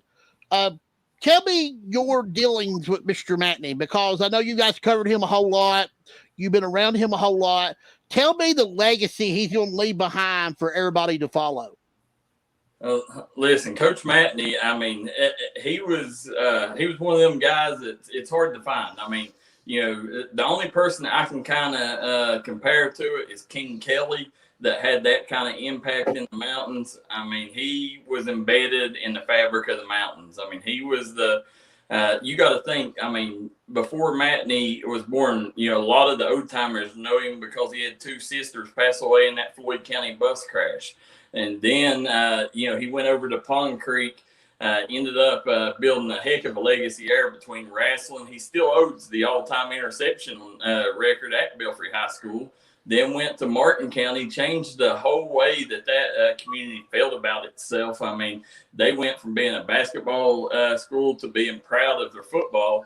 And then in 2004, went to Johnson Central, and the rest is history. I mean, Johnson Central, that when he took over, I think they just won 3 games the year before. So, I mean, that we will never be able to replace Coach Matney. But, at the same time, them kids, I mean, he had such an impact on them kids and the coaches' lives that he dealt with that there's going to be a lot of good people that's going to come to the forefront just from being associated with Coach Jim Matney. I mean, he was a special, special man, guys. Yeah, he was. I agree. I totally agree. Yeah. Tonight was visitation. It's still going on right now. I would figure that there's still a ton of people there that hasn't got in the gymnasium. That's just me, because I think that's what kind of output was going to be there tonight. But talk about how those kids were able to pull it together Friday night and be able to play with all of that going around them. Yeah, that was something special. And listen, Jim, I mean, guys, I got to know Jim on all 4 fronts. I mean, I grew up a sports nut here in the mountains. I mean, I lived and breathed sports. And Jim, he was if you grew up on Pond Creek, them football players are idols. They might as well be Icky Woods, out there, or Boomer Sison or somebody, to a younger kid on Pond Creek. And that's what Jim, he was left that kind of legacy. And then I got to know him from going to my idol to whenever I work. I got to know Jim on being kind of a co-worker. I mean, Jim had a lot to do with when we started this. Jim was the type of man that would, before anybody knew who he was, he took us in and was letting us do ball games and really gave us an opportunity. And then later on, in the last couple of years, Jim was my landlord. So I've become a good friend with him through that. And, so I've got to know Jim on many different fronts. And them boys on Friday night, whenever they suited up to play Clay County, I tell you what, I would not have wanted to have been Clay County, because there was no way in hell that they was going to lose that ball game. I mean, them boys are a special group of kids that, most of them kids don't only play football, they wrestle for Jim. And that man impacted each and every kid of their life since they was in middle school. I mean, that's the kind of man that he is. If he sees potential in you, Jim's going to be that father figure, whether you got a father figure or not. He's going to step in. He's going to help raise you. He's going to make sure that you're doing what he expects out of his program. That way, when you get to high school, it's muscle memory, and you're going to fit right in, and you're going to be one of them Jim Matney boys. So Friday night, I know it had to be tough, but them boys did it, and they went out and they represented the legend in the best way possible with a 42-0 victory over Clay County on the same night that they named Johnson Central's field Jim Matney Field. That was a special tribute to well-deserved. He's like you said, he everything, all the boys, I read some of the comments and quotes from some of his former players, and that's all he was talking about was how he changed their lives and what kind of leader that maybe someone didn't come with a father figure, like you said, or, a rough home life or whatever. And he just changed, basically made them believe in themselves and believe that they could accomplish things, and just totally changed their life. Listen, guys, Jim done so much for this community that nobody will ever know. Jim, when he done something, he didn't want you to tell anybody. I mean, that's the stuff that he's done behind closed doors with us to help a kid or to, I mean, I could sit here all night and tell you and still not get to the end of it. I mean, that's the type of man Jim Matney was. I mean, if everybody knows Jim because he's such a part of that community. I mean, he owns half of Paintsville. I mean, he's just he's got a special family. He's got a kid. Listen, you guys are going to be hearing his kid's name for a long time coming because Dalton Matney, he's an up and coming star here in the mountains. And, it's just one of them situations to where there's not many people that could have ever left that kind of legacy that Jim Matney left here in the mountains. I was putting that that tribute together video for the show, and I'm just looking at the pictures, and I'm just looking at. He always had a smile on his face. He never looked like he had a bad day. It was always great. He always, if I saw that smile, then I know it was Jim Matney's day. The man, and he had that kind of effect on your life too. If he's the type, if you was having a bad day and you went around Jim, he would make sure you felt better. A little short story. I mean, when in the last year or so, me and my wife was having problems, and I ended up leaving her. And that's when he was my landlord, and he sat on the side of the road and spoke to me for 2 hours. Till he felt that, it was okay that I was going to have a decent day. I mean, that was the kind, he wanted everybody to have a great day. And, we're really going to miss that because, I mean, there's very few people with that kind of infectious attitude. There's just certain people you can get around like that just makes have the ability to do that, aren't they? Yes, they are. Yeah. And you don't ever forget them either. No, those are the ones that really impact people's lives, and I went on to tell people, when I go to restaurants or when I go to gas stations, somebody's sitting there and you can tell somebody's having a bad day. I'll go up to them, and a lot of it is because of Coach Matney. I'll go up to them and I'll be like, hey, put a smile on your face, do your job, with a fun attitude, because you never know the person that could be coming in here and you could change their life by just saying something nice or, just talking to them. So, I mean, we try to carry it on, but we can never do it as good as what Jim done. I think Tuesday was the darkest day in the Commonwealth in high school football. I know when Bobby Key passed in basketball, that was the darkest for basketball, and then for football, this is just a hard situation. What you get through. I had spoken to Coach Matney during week 1. I was going to try to get him on the show, and he definitely wanted to be on here. He said, I'm going to make it. I'm going to get on your show, CJ. I want to be on your show. He goes, I want to be a big part of it. He says, you give me a couple of weeks, let me get a couple of games under our belt, and I want you to call me back. And now I don't get that opportunity to do that. And I'm heartbroken. And that's why I wanted to do the video, because I felt the tribute to him was deserving. Yeah, I can't wait to go back and watch it, CJ, because, as you said, I was in Logan and, doing 90 to get back, and I'm actually in Belfry right now. I made it all the way home. I pulled off at my brother's house to do this, so I had service. But, I look forward to watching and seeing what y'all did with that. And we're going to play it again at the end of the show. We're going to play it one more time at the end of the show, so anybody can see it. I've really enjoyed myself putting together. A couple other things that I'm going to let you go. I know one, you cover a lot of sports in the 15th. Football, basketball, baseball. All of them. We're pretty close. Yeah. In the 15th of football, who's really standing out to you? Who's really the best team over there? In football, Johnson Central is, they're the best team. It's just they're having some issues right now with the loss of Coach Matney. And, they had some injury issues. But, if you put them all in a round robin, Johnson Central, I have no doubt, would come out on top. But the team that the team that's been getting all the fanfare, but they've lost 2 straight games in a row. But I still think that they're right there as that second best team is Pikeville. I mean, them kids are unreal. Well, look who they played: Madison Central and LCA. I mean, you're going to lose some of those, aren't you? Pikeville's unbelievable. Any team that played them, that's. I mean, that's what somebody I seen was talking about that Belfry record. They said, Belfry's 0-5, but any team that played that schedule in the mountains would probably be 0-5. Exactly. Well, look at Trinity at Louisville. They played. They beat Xavier Cincinnati last week. That's their first win of the year. They're 1-7.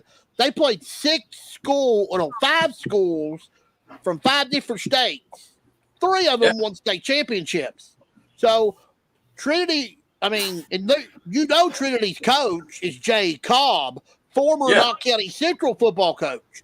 Jay's been there a long time, assistant coach at Trinity. Jay knows what he's doing. And that's just like Philip Haywood. I don't never doubt what Philip Haywood's doing.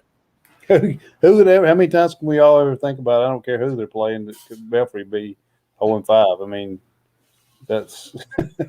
Listen, we don't see that. That's no. See, Scott, when we get in here to district play, I mean, you're starting to see Belfry's still Belfry. Right. And they'll probably be right there playing maybe for a state championship. Who knows with them? 2 games. Yeah. Floyd Central and McGoffin. They've outscored them. I think that's like 72-6. Yep. That's just 2 district games. So I mean, I knew Belfry was going to be okay. Weird. Listen, I've covered Lawrence County twice this year. Lawrence County's the real deal. I'm still not ready to say that they're on Belfry's level right now until I see it. But they have one of those special classes where it's a group of seniors. So I mean, who knows? But Belfry, watching them like in that Central game, they got a lot more to figure out than just the win and loss right now. I mean, they got some issues that they got to deal with, but at the end of the day, I mean, let's face it, they're still going to be right there, top 4, top 6 in 3A. Somebody's going to have to beat them, aren't they? Yeah. No. Let me throw a couple of basketball questions at you, and I'll let you go. Hey, I love talking sports. You got me as long as you need me. We saw that the YMT come out. 3 15th region teams made the tournament. How impressive is that? And what's that tell you about the 15th region this coming year, boys? Listen, the 15th region this year is it is stacked, CJ. I mean, and that right there, the YMT, it's the premier classic here. That if you're in Eastern Kentucky, period, everybody waits for the YMT to see who's on there. But right now, you got Pikeville. I don't know whether you guys will know it or not, but the baby-faced assassin, little Keon Warks, has transferred over to Pikeville. If that kid's eligible, Pikeville should be the heads-on favorite. Belfry's got a couple more studs that people don't know about yet, and you're going to know as soon as the season comes around. And you're talking about studs at 6'10" plus. Oh my Lord! Yeah, they already had the 7-foot guy. I mean, yeah. So they already had Bo. Bo's back. They've added a guard. They're Martin. Listen, don't count Martin County out. But all that being said, until somebody knocks them off, Paintsville's the chance. What about East Ridge? I know they had a great run last year. Are they for real? East Ridge is definitely for real. CJ, do they have enough to win the 15th region championship? I kind of. East Ridge is a group of headsy veterans. They got a senior-laden lineup that's going to come in. They're going to fight you tooth and nail, but they don't got much size down low. Their power forwards are kind of them old 15th region power forwards. The 6'5" kids that's going to beat you to death. They're going to usually win the rebounding battle. They got a really nice point guard, but when it comes down to it, do they got somebody that can, beat you off the dribble and get a basket when you need it? I don't know that if a team really comes in and does a great defensive job on, I think you can beat them, but they can win the region, though. I mean, don't make no mistake about that. What kind of jobs my buddy doing at Prestonsburg? What do you think they're going to be? Absolutely. Listen, Coach Huff, my son's playing for him. He's actually in here. Coach Huff, I love the energy. Think about Prestonsburg. Guys, as Prestonsburg's lost every one of their players to Johnson Central or Paintsville over the past 4 or 5 years. Every talented kid leaves Prestonsburg to go to one of them 2 schools. Well, Coach Huff, people, he got Grant Barney, coming in. He's got a very talented group of freshmen that's transferred over that's coming in. He's got Corey Thacker as his assistant. There's not. Robert Amos last year had that same kind of energy around Pike Central. And Coach Huff, other than Elijah Justice at Pikeville, I don't know another coach that really has that kind of energy that he's producing right now in his program. And, listen, Coach Huff, give him 2 or 3 years, Coach Huff will be right there in the semifinals championship. I promise you that. Kids are, they're starting to hear the word. Kids are going to want to play for Coach Huff. He's doing magical things there. Yeah, I got you one. I got you, Coach. What about Winston Lee? I think Winston's going to bring a lot of excitement to Jenkins if he can get the kids out and get them to play. Guys, I got a special place for Jenkins. We had our all-star game there.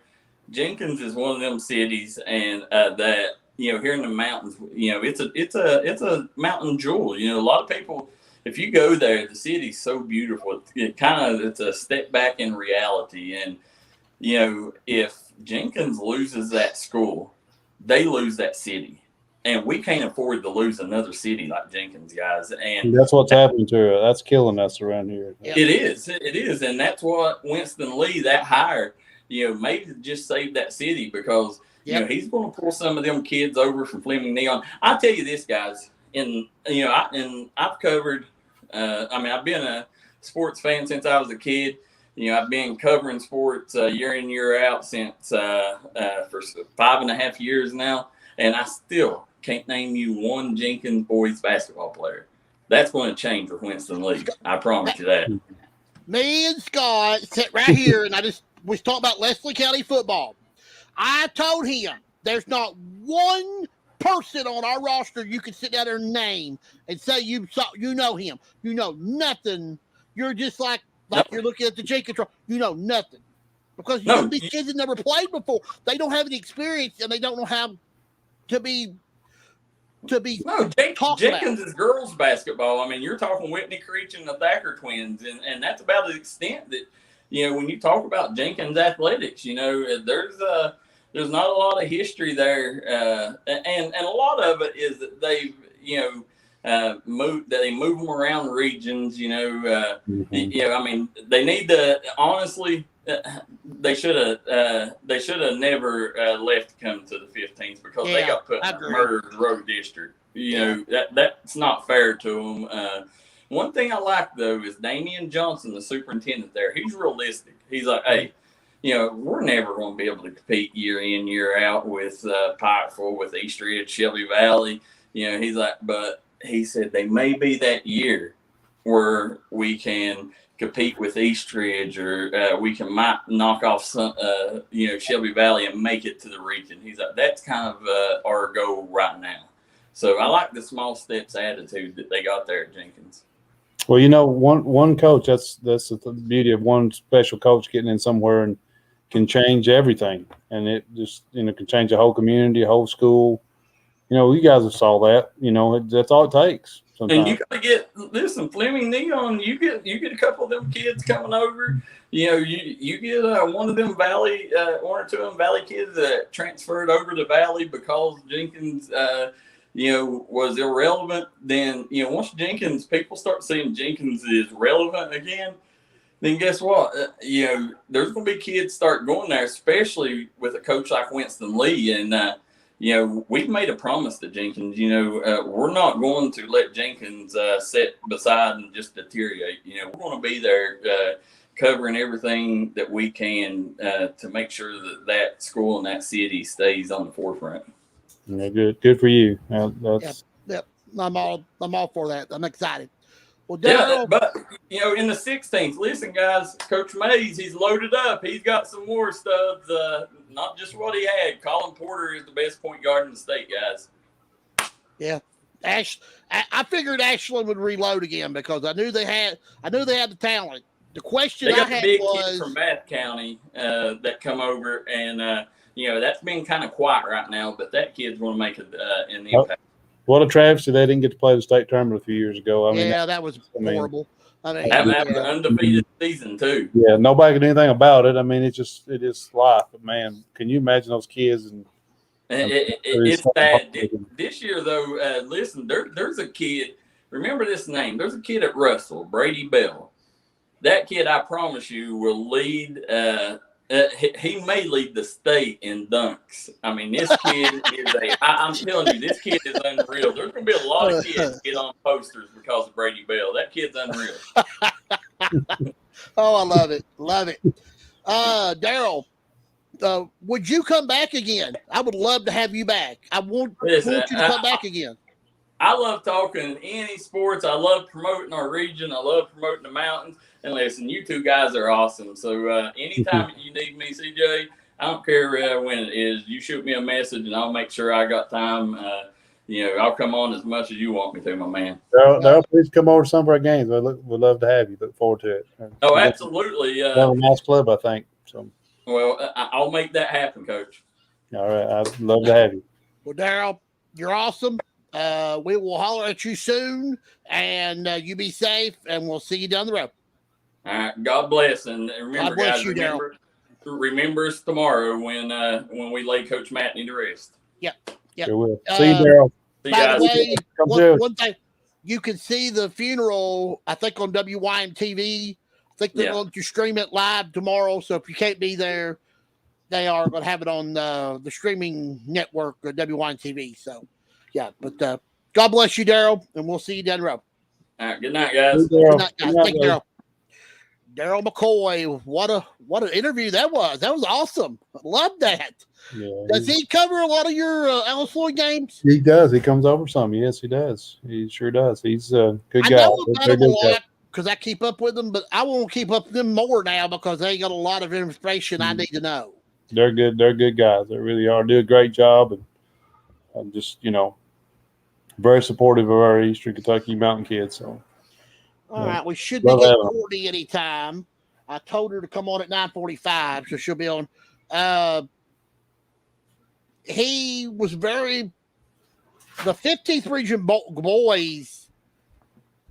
I see 7 teams over there that can win that region, and 3 of them are in the YMT. So that tells you that every night's going to be a dogfight over there. Let me tell you something about the 15th region. That is probably the most basketball attended region in the state of Kentucky. Most of their games are just, especially the really good ball clubs when they play, they're just about packed out every night. So attendance in the 15th region of our basketball games is phenomenal. It's really, really a good basketball region. It really is, for just the love of get those true Eastern Kentucky Mountain people. They really love it. So anytime you go to a game, there's always a good atmosphere there.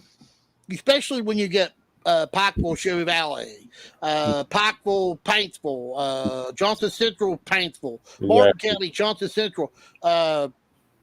We was over there tonight when Leslie County we played at Martin County. That was a big crowd. Yeah. And I couldn't believe how big a crowd Martin County had. And then I look out there after the game's over, and I see a player doing marriage proposal. So, I mean, they went all the way around the board there. So, I mean, I had never seen that before. I've never seen anybody propose marriage on the center field during football after the game's over. But no, they do. They like their football, but now they love their basketball. Their attendance for basketball is always phenomenal here. From my experiences, it is. this week's YMT and my top 10 and YMT's top 10 football. I think we're going to go with Courtney when I get her in a minute. My top 10 was Corbin 1, Pikeville 2, North Laurel 3, Middlesboro 4, Johnson Central 5, Southwestern 6, Lawrence County 7, Williamsburg 8, Estill County 9, and Bell County 10. WYMT had Corbin 1, Pikeville 2, North Laurel 3, Southwestern 4, Letcher Central 5, Johnson Central 6, Middlesboro 7th, Lawrence County 8, Pulaski County 9th, and Williamsburg 10. But there'll be some changes because Pikeville lost, North lost, Williamsburg lost, so they'll have at least one new team in their top 10, and they'll have a lot of shaking. I mean, there's going to be teams moving all up and down top 10 tomorrow night, so we'll get to that in just a moment. Well, not a moment, but we're towards the end. With us is Courtney Brewer, one of our favorite people from YMT. Now, first of all, before we even get started, I want to know, have you heard from Camille and what the atmosphere has been at Johnson Central tonight? I know she's been there she's been there. I tried to get a hold of her. I was wanting her to call in and give us a live report after it's over, just to tell us who was there. Yeah. And who. I haven't heard. She knew Coach Matney far more than any of the rest of us here in the building. Listen, when it comes to Coach Matney, Camille was almost like a father figure. Exactly. And it hurt me when that happened because that's the first person I thought of was Camille. You know, Camille has become my really, truly great friend since she's been here. And I'm just getting to know you guys. And I feel like but for her, this is heartbreaking. Oh, and that's how I felt too, because I met Coach once. I was very lucky to meet him once. And he was so kind to me, acted like he had known me for years, and gave me a very good impression of what everyone else thought of Jim Matney. And so she and I drove home from Lexington today, but I've tried to give her a little bit of space because I just can't even imagine how hard this is for her. I know, just reading her comment she made Tuesday after it happened. When I read it tonight on the show earlier, I don't know. She'll have a hard time for a while because, I mean, when you cover somebody like that and you lose them, it's not going to be the same when you go there. Exactly. And I think them naming the field after him was also unbelievable. I love that. So I was in Johnson Central on Friday night, and they had kind of told me before the game that they were going to do it. They hadn't told me exactly what the name would be, but I knew it was coming, and it still really took me aback. And to just see Debbie and his kids there, it was just so moving. And then to watch the kids play like that. Yeah. It was a great atmosphere, and I'm sure he's proud. Yeah, I know today and tomorrow is going to be the hardest days of their life for his wife and his children. The little tribute that I put together, I don't know if you got to see it yet. I haven't. I'm going to go back and watch it then. I'm gonna play it again here at the end of the show when we get ready to go off the air. I'm gonna play it one more time so everybody can watch it. And if you want to go back and watch it again, you can go back on Facebook and watch it.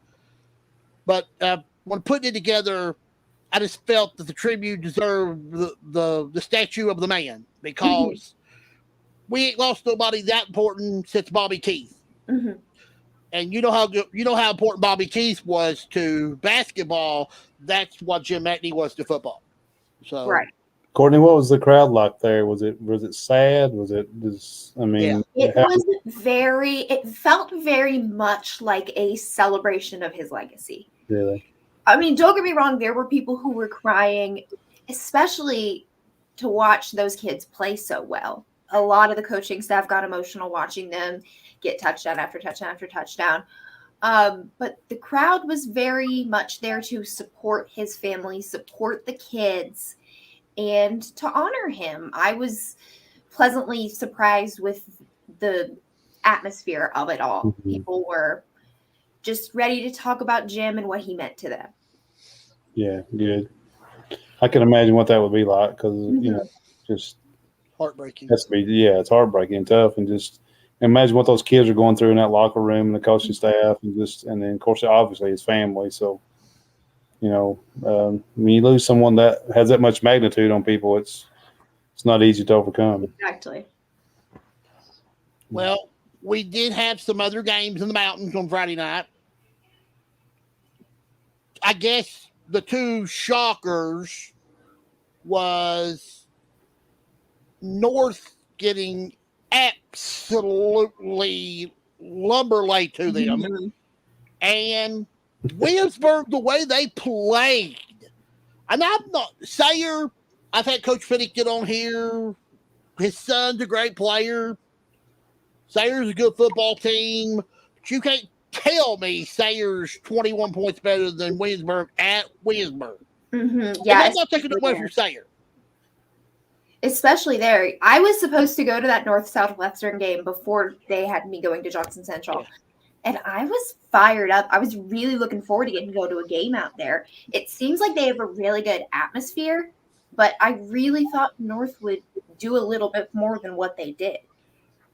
Southwestern just took them out of the game. First quarter, just ran them up and down the field. And then exactly. Well, sometimes you just see those games where things that ball starts rolling down the hill, and it's like you can't stop it. And then when they get a huge lead and the confidence level goes sky high, and then that's probably one of those games where that just happens. Coach Larkey was really concerned on here last week when he mentioned about. I said, Coach, I think you can play with them. I truly still believe they can play with them. I just might have had a bad night. Now they've got to turn around and come back home and play a Pulaski County team that is healthy for right now. But how long will they be healthy? Exactly. Because if Paulson's not out there, they're not very good. If he's out there, they're really good. They need to put that boy in bubble wrap. It reminds me a lot of, and I am obviously not comparing Drew Polston to Joe Burrow, but when Joe Burrow first went to the Bengals, and it was like, why is nobody guarding this $1 million man? Yeah. Drew is so talented. I saw Drew play against Whitley County a couple weeks ago. He just can't, the kids can't stay healthy. Yeah. I thought Pikeville made a statement. You lost. Okay. They're the best Class A football school in the state. They're the best team, regardless who they're playing. Because to play Madison Central and LCA and take both teams to second half and then lose late, I think you're going to win state championship. Yeah, I do too. I've been very fortunate to get out to Pikeville a lot this season. I was there on Tuesday to talk to Coach McNamee about the loss of Jim Matney. And Zach Lockhart comes up to me and he goes, "So you live out here now?" Those boys are fired up and those are special. I am so excited to see them play against Sayer. Sayer, look here. I just Is it at Pikeville? Is it at Pikeville? The Sayer game at Pikeville? It's their senior night, so it's going to be a huge deal because they've got all those seniors. And Pikeville and Sayer played last year in the first round of the playoffs. Yes. Coach Finnington said that game was the most beneficial playoff game ever because it got him prepared and got his kids prepared what they know they had to be. Right. If I don't think I won't get a lot of egg on my face, I think it's going to be the best game in the mountains. Yeah. Friday night. I think Sayer's going to go up there and play with them. 100%. Because I think Sayer's for real. You go to Williamsburg and win by 2 touchdowns. And I know Coach Heron hasn't played in about 2 or 3 weeks. They struggled against Somerset. We saw Hazard destroy Somerset. Coach Heron probably felt, well, we didn't do the same thing. Well, it's just the schedule's been against them, I think, and I think that's what's hurt them. Yes. I was out there for that Somerset game a couple weeks ago, and it was rowdy. It was rowdy, and so I was shocked to see the result this weekend. As we said, Sayer and Pikeville play. That's an awesome game. We got North Laurel and Pulaski County. Corbin Knox Central. What's wrong with Knox Central? They 2 in a row. Bourbon County really run them around Friday night. They had a back, I think, rush for over 200 yards. Unlike Knox Central to give up a lot of yards. I plan to go to that game now because our game with Knox County Central has been moved to Thursday night. Did you know that? I do now. I know they're trying to get the fall break. They're trying to get the kids out. Well, okay. Guess what? Leslie County, Knox County plays Thursday night, 7:30 in Hyden. Wow. I'm going to write that down. Oh, I love this. This is awesome. But, there'll probably be some other games, I think, be moved because of fall break and stuff. Is that right? You think so? Oh, yeah. There were a ton last week. Yeah. Shelby Valley. Well, they're trying to get those extra days for COVID, too. They're trying to just protect their kids, I think. So. Yeah. I don't work on Thursdays, so not my problem. Big game between Martin County and Shelby Valley. WYMT game of the week. That could be for a home playoff game. I would agree. I think West Carter's going to win the district, I think. I think the winner of this game gets the 2 seed, and I think the other will get the 3, and Prestonsburg will wind up getting the 4. Mm-hmm. So, but that could change because you never know when it'll give it a Friday night. Oh, yeah. That is the one thing in my first football season at the Mountains, I have been surprised a million times over. Huh. I have gone into games and been right about my guess, but I have not been right about how they play out or who plays or the score. Everything catches me off guard, and it's so much fun. We speak of Johnson Central. They got to go on the road for the first time without Coach Matney. Mm-hmm. How's that going to be? Because they got to go to Perry Central. And that's going to be even harder because now you're going to travel with your leader no longer there. So how do they get ready for this game? Because Perry Central's not bad. They're scrappy. That win over Paintsville, that was shocking because I didn't think they were really. I thought they get beat. I thought they would struggle at Paintsville, but Perry Central showed a lot of grit and a lot of grit to go up there and get that victory. Oh, yeah. I think that's a really good game to keep an eye on. We've obviously got all these big ones, but that's kind of one of those, I hate to say second tier, but that's one of those games that you're going to be, what's the score on that one? That you're going to be checking in on. I'm really hoping that JC can keep up momentum because as much as they were lit up and having something to fight for on Friday night, Clay County's a good team. Yeah. I mean, you host Harlan and play them 40-20. Clay County's a decent team. Clay County played on a short week. Played on Monday night. They had to come back and play Friday night. Yeah. Other kids had to be a little. Yes, exactly. I'd say Central will be a handful because they're playing for something else now bigger than. I agree. I am a little concerned about the first road test. And with Perry having the momentum that they're having. So I really don't know. I see it going both ways. And there's one other game, Betsy Lane on the road at Raceland. We're going to find out how good Betsy Lane really is. Are they the real McCoy, or are they just an average mojo that just had a good run early, and now they're playing the crop of the competition, and they're getting a little tougher? Yeah, there's some talk of them making their way into our top 10. And if they go and beat this Raceland team, they're a serious contender. I think they may give Paintsville all they want. Mm-hmm. I mean, you've not often said that about Betsy Lane team, but this Betsy Lane team's a lot different from past Betsy Lane teams. I mean, first-year coach, they got a really good quarterback. It will be interesting to see. This is going to be a big week. Week 7, we've got a lot of games that are going to tell a tale. It's going to open up some doors, so it'll be real interesting. 2 more things, and I'm going to let you go. Tell me about last night. You were there, you and Camille. That was me and Scott just watching on TV. We had chill bumps. But I can't imagine what you guys had being right there among everybody. Well, first I have to say that Camille said one of the funniest things I've ever heard her say, which was, I didn't get to storm a field in college. So she did it last night?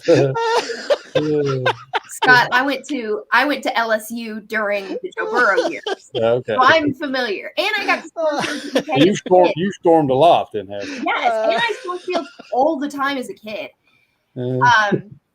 I made my way down there with about 4 minutes left in the game. And my dad was texting me like, it's gonna go to overtime. Florida's gonna tie it up because that's what this game is, and that's what I've seen this game be for 23 years. Mm-hmm. And as soon as something that is so quintessential Commonwealth Stadium is when the guards come out and they all like file out to keep people from storming the field. That's not happening. And they do zero to stop it. So zero. They're just staying there. That's all. They don't even come out. I like to think I did a pretty good job of keeping it together. I have like a million videos on my phone, but the second I got to my parents' house, once me and Camille were done and saw my parents, literally started jumping up and down. Because this is just to grow up in Lexington and to every year be like, oh, we can do it this year. Oh, we can do it this year. And then it happens. Tell Camille we saw her hanging on the goalpost. Oh, yeah. Listen, I was at the LSU. I was at the miracle, the Mardi Gras miracle at LSU. I was at that game several years ago when they tipped the pass. And don't remind me of that. I have never seen so many mad, frustrated Kentucky fans at one thing because everybody was celebrating and kids were hanging on the goalposts, of course. The goalpost was coming down.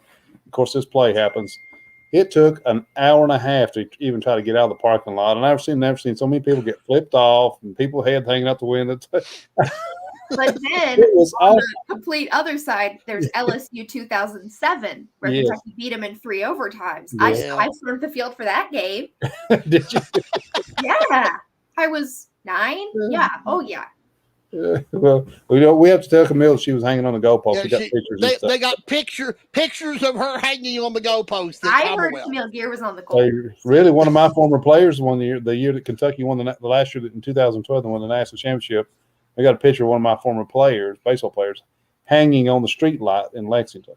Yeah. I was like, oh my God, here you are, you're on national TV, you're hanging on the street light in Lexington. We won the Natty in New Orleans. We were just so emotional and to be there, and it had been such a long day. But then we all got back to Baton Rouge, and it was just chaos. It was amazing. I told Scott this, and I think you'll agree. I think Kentucky's in the driver's seat now because if you beat LSU, as Scott told me, we'll be bowl eligible. Yep. We'll be bowl eligible. Yeah, already. Well, it was the last time we were bowl eligible this early. Yeah, that's what I said. It's October. We've never been up bowl. We always wait till last week, But I did tell CJ, I said we got one problem because if Georgia plays like they did yesterday, everybody else in the country is playing for second place because they were phenomenal yesterday. So even Alabama. I thought Tennessee looked really good yesterday too. They did, yeah. And Alabama, of course, Alabama looks like Alabama, So. Well, I thought Ole Miss shot themselves in the foot early, and then Alabama just took advantage of them. I wanted Ole Miss to win that game. Yeah, I did too. Yeah, that's what they do, though. I mean, you have to say. And here's what's awful. I thought Texas A&M was going to be pretty good. Now they're going to go to Alabama this week and probably get beat 40. I knew she'd have some type of toy or something there. Something I mentioned a team, and she'd have it out. My godfather lives in Starkville, and so they are kind of my number 2 SEC West team. Mississippi State. How they like Leach? How they like Coach Leach? How do they like him? I love Coach Leach. I love what he's doing down there. Oh my God! And Coach Leach was they almost hired Coach Leach instead of Coach Stoops. I'll be honest with you, he was the guy that I was hoping they would hire. I mean, he's fun. He's a fun interview. I know that. I want to interview him so bad. I'm praying that next year when they come up here, they let us interview the opposing coaches in person. The mad scientist. Please. Oh, he's a hoot. He's great. They come to Lexington October 15th. So next year? Yeah. I'm working that game, John. He's a hoop. That's for sure. Oh Lord. Do you want to? You just want to finish the show with us? We just got a couple of minutes. Yeah. You can see the video with us. I'm gonna show it. One. Perfect. You ain't seen it. You get a chance to see the video. Perfect. Okay. Let me go ahead and we'll get the final things out of the way. Then we'll get out of here. Want to thank everybody that watched, left comments. I do.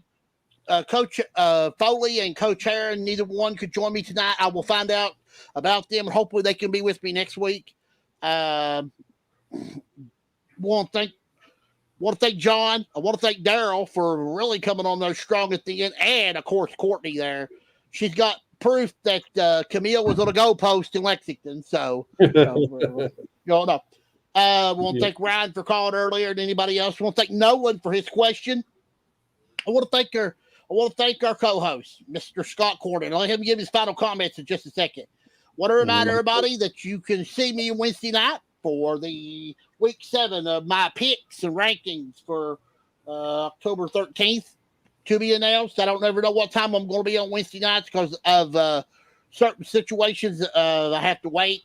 So Wednesday night, I'll be back with you for the CJ High School football report somewhere between 7 and 9, but I can't tell you when.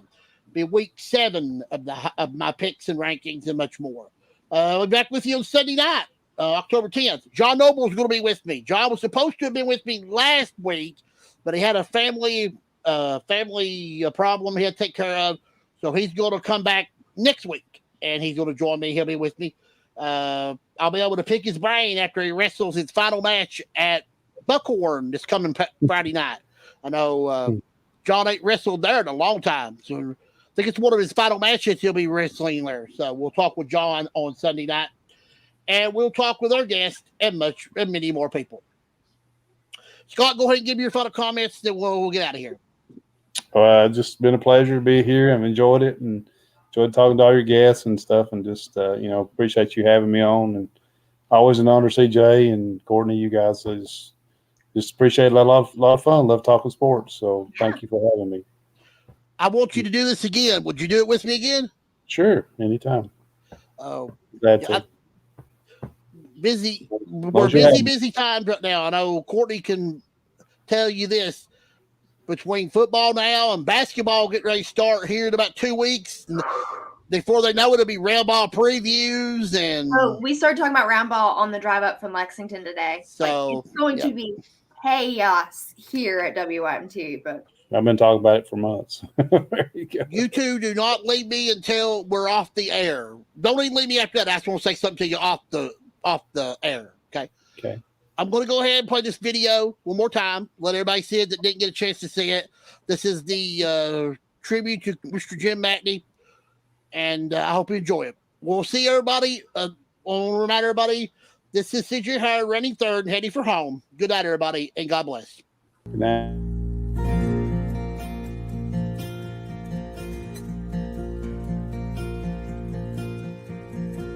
There's a day just out in front of us, I know will surely come. That eastern sky will open wide, revealing God's dear Son. And I know from here to heaven is but a twinkling of an eye, that in the midst of all His glory we'll hear the sweetest cry. Welcome home, I knew you'd come.